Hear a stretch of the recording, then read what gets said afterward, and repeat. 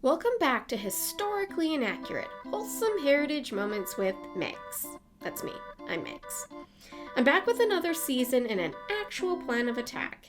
Isn't that thrilling? I came up with the theme of this season while thinking about one of my favorite Canadian political moments. Yes, I have a favorite Canadian political moment. Don't lie, we all do. It's the one where Jean Chrétien got pied in the face. It got me thinking about great Canadian scandals. Canada isn't really synonymous with scandal the way that other countries are. We don't have a Watergate or anything like that. But what we do have is just as ridiculous as you would guess from a country where geese hold us hostage. This season is going to span over 134 years from Confederation to the new millennium, looking at some of Canada's most absurd and interesting political scandals. We're also going to dive into some Canadian history along the way and maybe learn some things or at least get a refresher from grade 9 social studies. We're going to kick off this first episode with the very first major post-Confederation political scandal in Canada, the Pacific Scandal, where Canada's first Prime Minister, Sir John A. Macdonald, and senior members of his cabinet were accused of accepting election funds from shipping magnate Sir Hugh Allan in exchange for the contract to build the Canadian Pacific Railway, the CPR. But first, let's talk about John, shall we? Born on January 10th or 11th, 1815, record-keeping was lacking in the 1800s. In Glasgow, Scotland, John was brought to Kingston, Upper Canada by his parents, Hugh Macdonald and Helen Shaw, when he was just 5 years old. Hugh ran multiple businesses in the area, and John was educated at the Midland District Grammar School, but he also attended a private school in Kingston where he learned rhetoric, Latin, Greek, arithmetic, grammar, and geography. John was only 15 years old when he began articling with a prominent Kingston lawyer. Lifespans were short back then. You had to work on your dreams before you barely entered puberty. By the age of 17, he was managing a branch legal office in Napanee by himself, and 2 years later, he opened his own law office in Kingston. By the age of 21, he was being called to the Law Society of Upper Canada. During John's early years as a lawyer, Upper Canada experienced an uprising that sought demands of democratic reform and an end to the rule of a privileged oligarchy. An oligarchy is when a small group of people have control over a country. I'm not assuming you didn't know that. I just want to make everyone feel included, in case you didn't know that. While the rebellion failed, it did help pave the way for political change in British North America and led to the eventual unification of Upper and Lower Canada into the province of Canada. John's entry into politics happened in 1843 when he became the alderman of Kingston, when he started taking an active interest in conservative politics. His pragmatic approach to politics won him his first cabinet position as Receiver General in 1847. Later, he would be involved in the creation of a new political alliance, the Liberal Conservative Party.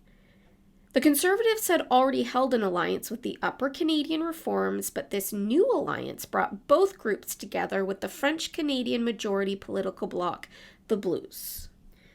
Macdonald made his way through the political ranks until he finally secured a joint premiership of the province of Canada with Etienne Pechel Tache. During this time, Macdonald faced growing opposition in Canada West. You see, when Upper Canada and Lower Canada merged to create the province of Canada, it didn't actually create a unified country, they just kind of renamed things.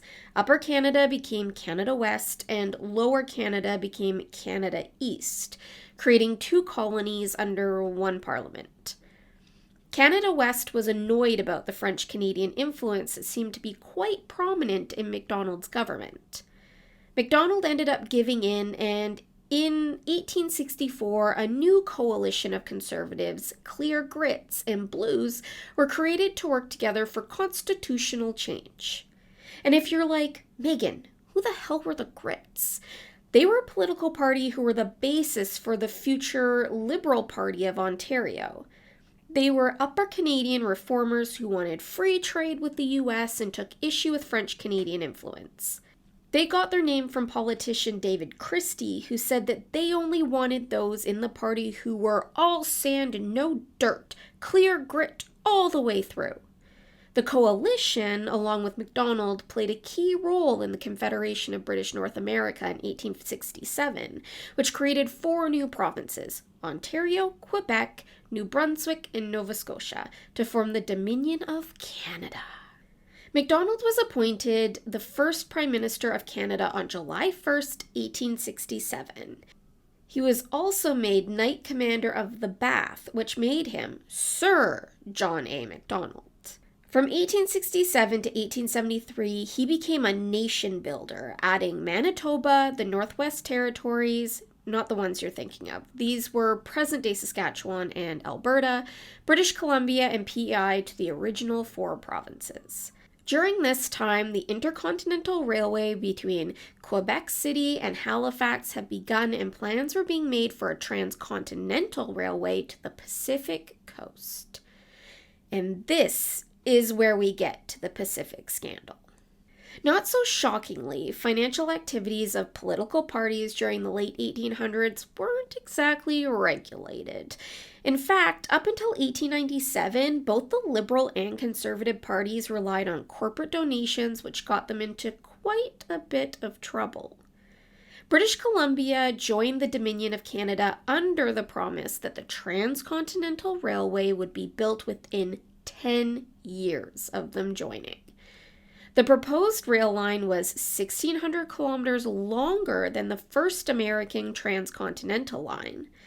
The railway was going to cost quite a lot of money, which was especially concerning considering Canada only had around 3.5 million people at that time.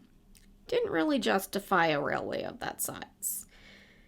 Sir Hugh Allan was a Montreal shipping magnate and a railway builder who Macdonald and his party had targeted for a campaign donation for the 1872 general election.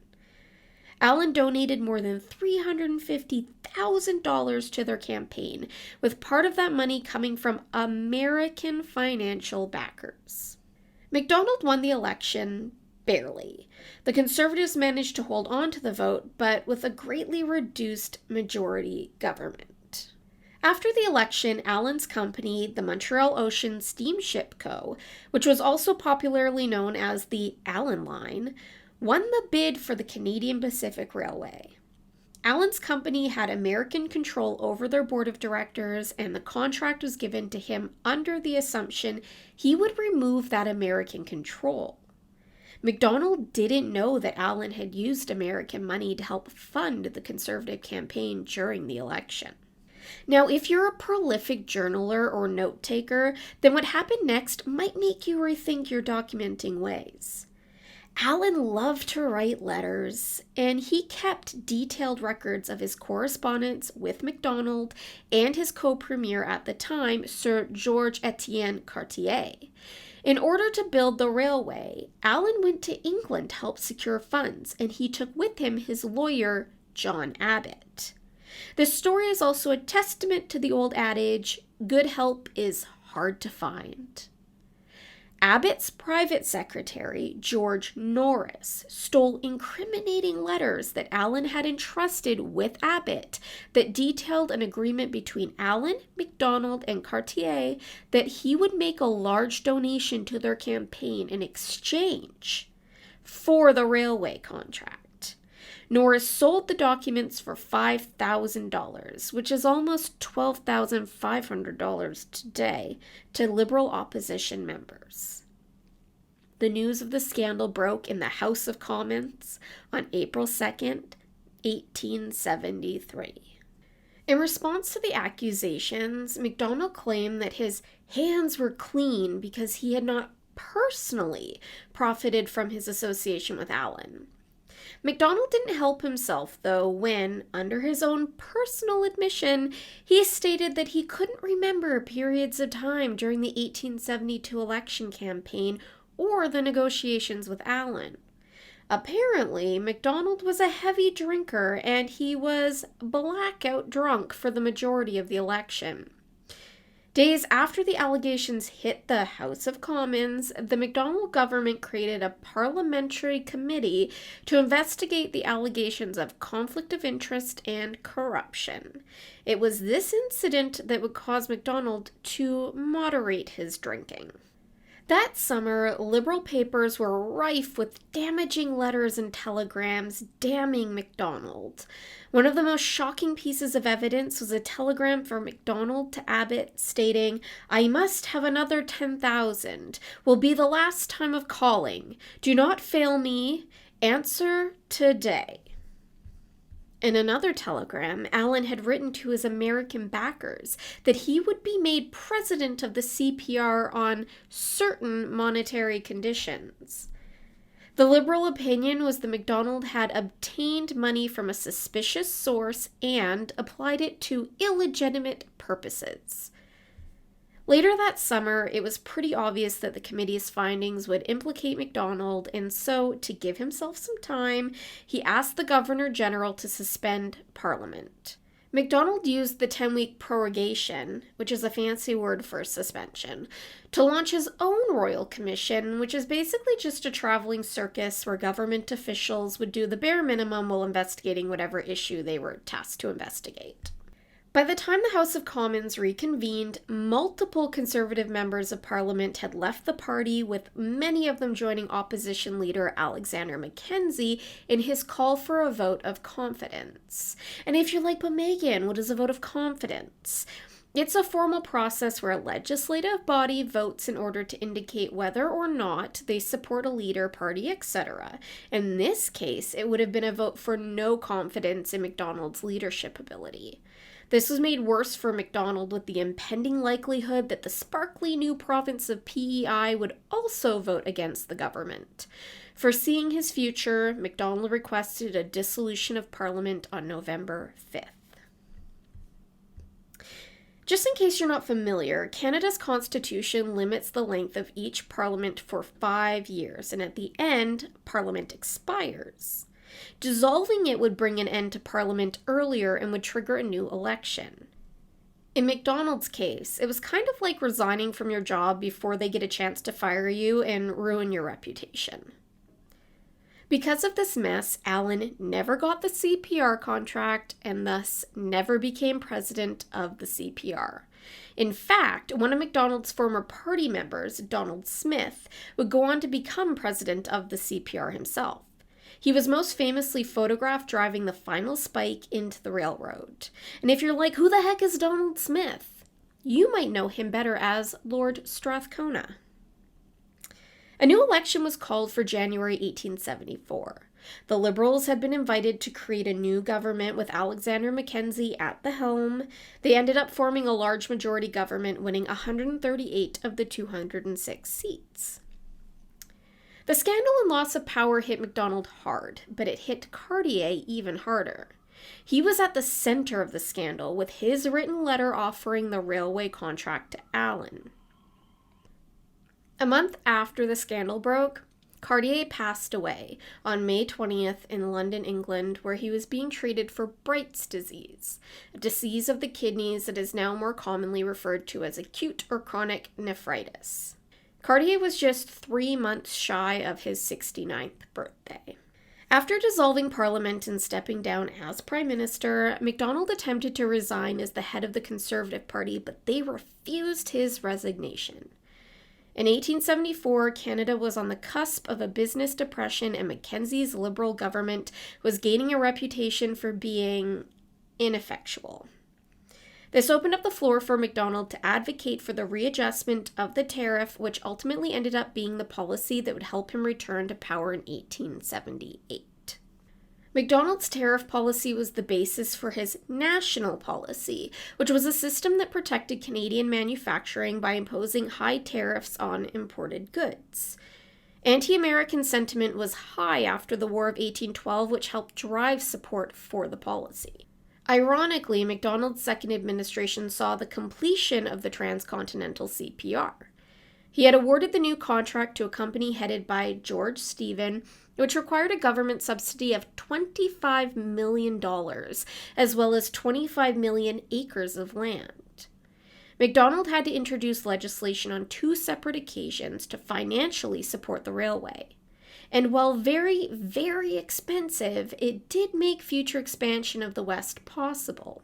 It also leveraged the Indian Act of 1876 to take land away from Indigenous peoples in the name of colonization.